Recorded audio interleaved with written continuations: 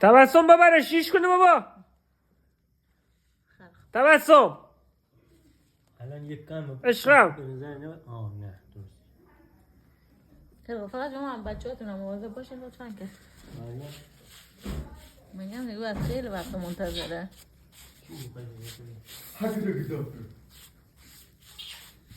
آها گهی پشت به زین و گهی زین به پشت.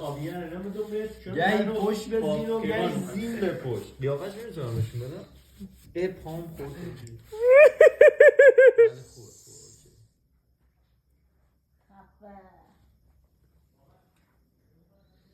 که چیکار کنم؟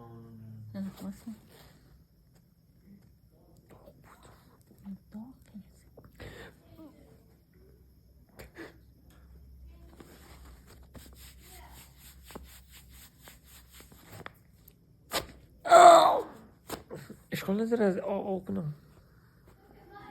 نه بش چیز میزنم صدا میزنم کیفا برسه داغ کی واقعیت کیزه برش تو میاد بزنی تو میاد تی بغلت بزنی چرا؟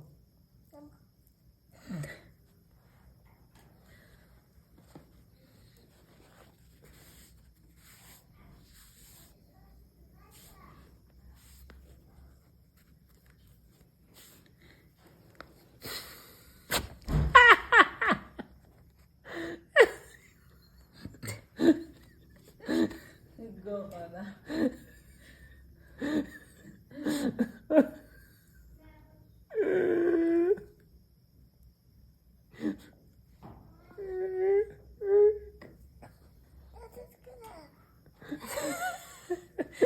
پاره شده آره همه دردش کرد